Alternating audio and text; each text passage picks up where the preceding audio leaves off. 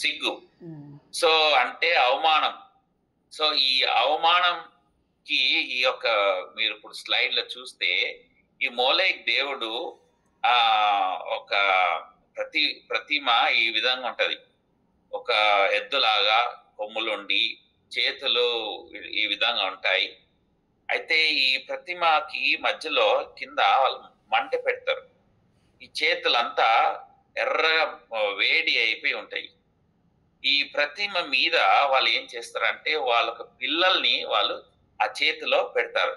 ఆ కాలుతున్న విగ్రహం అది వెండితో చేసిన విగ్రహంతో అయితే కాలుతున్న చేతుల మీద పిల్లల్ని పెడితే ఏమైతారు వాళ్ళు చనిపోతారు. అంటే వాళ్ళు ఏం చేస్తున్నారు, మా మీరు నాకు ఇచ్చిన ఇచ్చిన పిల్లల్ని ఈ యొక్క మోలెక్ దేవ ఒక సిగ్గు అవమానం ఇచ్చిన దేవ మేము మీ నువ్వు నీ నీ యొక్క దయ వల్ల మాకు పిల్లలు పుట్టినారు, మేము పిల్లల్ని మీ చేతిలో అప్పగిస్తున్నాము.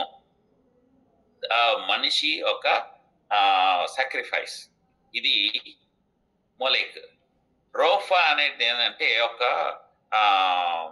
Star of రోంపా. అంటే ఇది కూడా ఒక పేగన్, ఒక అన్య దేవునికి ఇదన్నమాట. వాళ్ళు ఈ ఆమోస్ 5:26, అపోస్తలు 7:43 తప్ప ఇంకా వేరెక్కడ దీని గురించి చెప్పబడలేదు. అంటే నక్షత్రాలు, అంటే ఆస్ట్రాలజీ, వీళ్ళు మనల్ని నడిపిస్తారు. ఈ 2 దేవుళ్ళ గురించి వాళ్ళు ఏమడుగుతున్నారంటే, మమ్మల్ని నడిపించండి, మీరే మాకు దయ చూపించండి, మీ వల్ల మేము ఈ పరిస్థితిలో ఉన్నాము. చైల్డ్ సాక్రిఫైస్, దేవునికి హేయం. ఎంత ఈ దేవుని మండిపడతాడంటే, నేను ఇచ్చినాను మీకు పిల్లల్ని, మీరు నా దగ్గర తీసుకురావాల్సింది పోయి మీరు సిగ్గు అవమానం ముందు విగ్రహం దగ్గరికి వెళ్ళేసి మీ పిల్లల్ని బలి చేస్తున్నారు. ఎంతమంది విశ్వాసులు వాళ్ళ పిల్లల్ని చిన్న చిన్న ఉన్నప్పుడు బేబీస్ దేవుని మందిరంలో తీసుకెళ్లి వాళ్ళు డెడికేట్ చేసినారు. డెడికేషన్ అంటే నువ్వు ఇచ్చిన సంతానాన్ని మేము తిరిగి దేవా నీకు అప్పచెప్తున్నాము, నువ్వు ఈ వ్యక్తిని, ఈ బాబుని, ఈ పాపని దీవించాను అర్థం. అనేకమైన విశ్వాసాలు కొన్ని సంఘాల్లో దీని గురించి తప్పుగా మాట్లాడుతూ అసలు పిల్లలు తీసుకెళ్లరు. ఆ పిల్లలు పెద్దగా అవుతారు. ఇప్పుడు పెద్దలు ఏం చేస్తారు, సిగ్గు అవమానానికి వాళ్ళు అమ్మేస్తారు. దేని గురించి? పాపులారిటీ కావాలి. నా అబ్బాయి ఇంజనీరు, నా అమ్మాయి డాక్టరు, పాపులారిటీ. నా పిల్లలు స్పోర్ట్స్ లో ఉన్నారు, పాపులారిటీ. దానికి వాళ్ళు ఏం చేస్తారు, అమ్మేస్తారు వాళ్ళని. నువ్వు చర్చికి పోకపోయినా పర్వాలేదు, బైబిల్ చదవకపోయినా పర్వాలేదు, కానీ నువ్వు ఇది పాపులర్ గా కావాలి, అమ్మేస్తున్నారు. ఇప్పుడున్న జనరేషన్ లో మనకున్న మోలెక్ గాడ్ ఎవరంటే మన ప్రాస్పెరిటీ, సక్సెస్ఫుల్ లైఫ్. అది ఉద్యోగంలో సరే, లేకపోతే స్పోర్ట్స్ లో సరే, ఎలాంటి దాంట్లో అయినా సరే మన పిల్లలు ఇతరుల పిల్లల కంటే హెచ్చుగా ఉండాలి, హైగా ఉండాలి. ఎక్కువ గొప్పలు చెప్తూ తల్లిదండ్రులు చెప్తారు, నా పిల్లలు ఈ విధంగా ఉన్నారు, ఈ విధంగా చేస్తున్నారు. నీ పిల్లలు దేవుని వాక్యం చదువుతున్నారా? నీ పిల్లలు బైబిల్ చదువుతున్నారా? అవన్నీ వాళ్ళకి టైం లేదు బ్రదర్. నీ పిల్లలు దేవుళ్ళు ఎదుగుతున్నారా? పరిచర్య చేస్తున్నారా? సంఘంలో వాళ్ళు ఐక్యంగా ఉంటున్నారా? రొట్టె వేస్తున్నారా? అవన్నీ వాళ్ళకి టైం లేదు బ్రదర్. ఏం చేస్తున్నాం? తల్లిదండ్రులు పిల్లల్ని వాళ్ళు మోలెక్ గాడ్కి ఇచ్చేస్తున్నారు, సిగ్గు అవమానానికి. తర్వాత ఇంకేం చేస్తున్నారు, స్టార్ ఆఫ్ గాడ్, అది రామ్ ఫన్ కి ఇచ్చేస్తున్నారు. ఏమని? జాతకాలు. అనేకమైన విశ్వాసులు ఏం చేస్తున్నారంటే ఈ యొక్క జాతకాలు చూపించి చేస్తున్నారు. ఇక్కడ కెనడాలో కూడా ఇప్పుడు ఈ జాతకాలు చెప్పేది ఎక్కువ అయిపోయింది. వాళ్ళకు ఉన్న కస్టమర్స్ ఎవరంటే క్రిస్టియన్సే. ఏం మనం వెంబడిస్తున్నాం? మోలెక్ గాడ్ని, స్టార్ గాడ్ ఆఫ్ రామ్ఫెన్. ఇప్పుడు వాక్యంలో ఏముంది? 7:40 దాంట్లో ఎప్పుడైతే వీళ్ళు దేవుని తృణీకరించినారో, ఎప్పుడైతే ఆ గుడారం, దేవుని గుడారం నుంచి వాళ్ళు బయటకు వచ్చేసి ఈ విధంగా వాళ్ళు మోలెక్కి, తర్వాత స్టార్ ఆఫ్ రెఫాన్ కి వాళ్ళు అప్పచెప్పుకున్నారో, అప్పుడు దేవుడు ఏం చేస్తున్నాడు వచనంలో, వాళ్ళని నేను బబులోన్ దేశానికి నేను అప్పగించేసినాను. ఇది ఎప్పటి వరకు అంటే 44 వచనంలో 45 వచనం వరకు తిరిగి మళ్ళీ ఆ బబులోన్ దేశం నుంచి బయటకు తీసుకురావడానికి దావీదుని ఎంచుకునేంత వరకు. చూడండి 7:44, అపోస్తలుల కార్యం 7:44. అతడు చూచిన మాదిరి చొప్పున దాన్ని చేయవలెనని మోషేతో చెప్పిన నాడు ఆజ్ఞాపించిన ప్రకారము సాక్ష్యపు గుడారం అరణ్యములో మన పితరుల యొద్ద ఉండెను. మన పితరులు తమ పెద్దల చేత దాన్ని తీసుకొనిన వారై దేవుడు తమ ఎదుట నుండి వెళ్ళగొట్టిన జనములను వారు స్వాధీనపరుచుకున్నప్పుడు యెహోషువతో కూడా ఈ దేశంలోనికి దానిని తీసుకొని వచ్చిరి. అది దావీదు దినముల వరకు ఉండెను.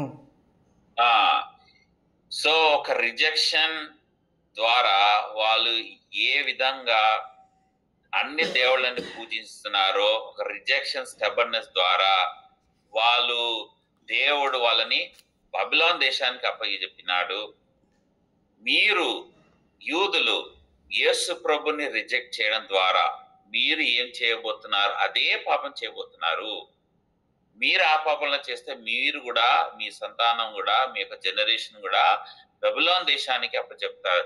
ఇది ఒక వార్నింగ్ అని స్టెఫన్ వాళ్ళకు మాట్లాడుతున్నాడు, కంపేర్ చేస్తున్నాడు. మోషే యేసు ప్రభు సాదృశ్యం. మోషే యేసు ప్రభు రాకడ గురించి చెప్తున్నాడు.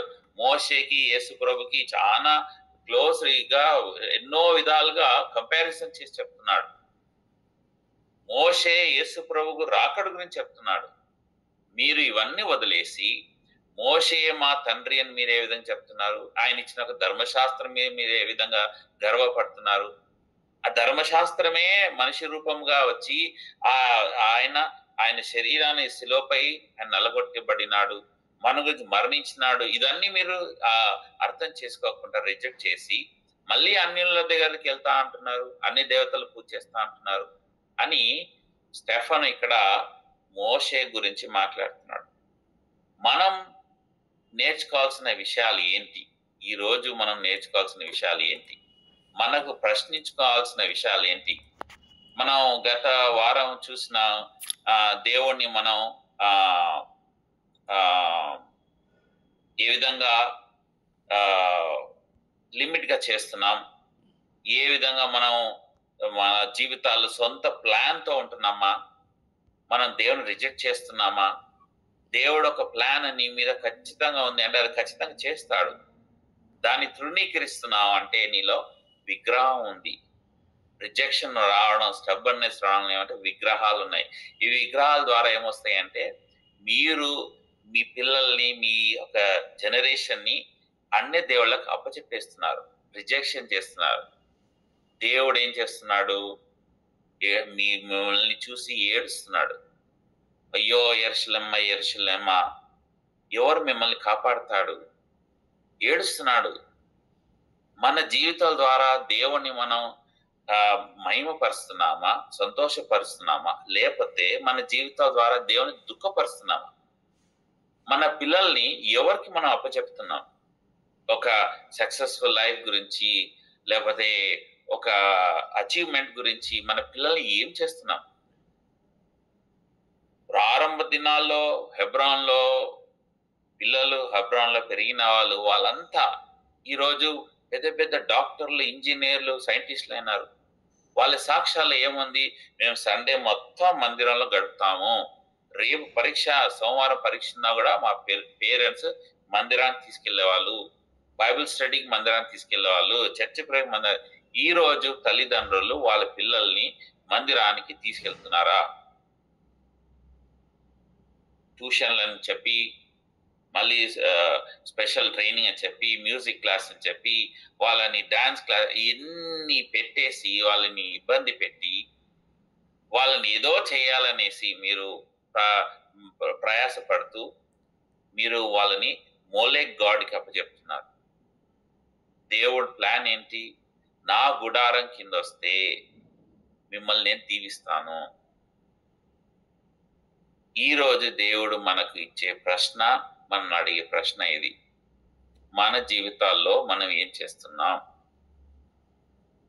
యూదుల వల్లే మనం కూడా రిజెక్షన్ చేస్తూ స్టబ్బర్నెస్ ఉంటే వాళ్ళకు వచ్చిన ఒక పరిస్థితి దేవుడు మన ముందు చూపిస్తున్నాడు. మనం పరీక్షించుకుందాం. ఎక్కడ పడిపోయినా, ఎక్కడ తప్పిపోయినా పరీక్షించుకొని మనం పశ్చాత్తాపడదాం. దేవా, మళ్ళీ మేము నీ సన్నిధిలో రావాలి, నీ సన్నిధి ఆనందించాలి, నీ వాక్యం చదువుతున్నప్పుడు మాకు సంతోషం ఉండాలి, ప్రార్థన చేస్తున్నప్పుడు సంతోషం. దేవుని మందిరం అంటే అంత ఉత్సాహంతో వెళ్ళాలి. అది తిరిగి రావడానికి మమ్మల్ని సమకూర్చమని ప్రార్థన చేస్తాం. తక్కిన అన్ని పక్కకు పెడదాం, మన పిల్లలకు భవిష్యత్తు పక్కకు పెట్టేస్తాం. దేవుడు, నువ్వు దేవుని టైం ఇస్తే దేవుడు ఏం చేస్తాడు? ఆయన బ్లెస్ చేస్తాడు. ప్రార్థన చేద్దాం బ్రదర్. అన్న చేయండి అన్న. ఎస్.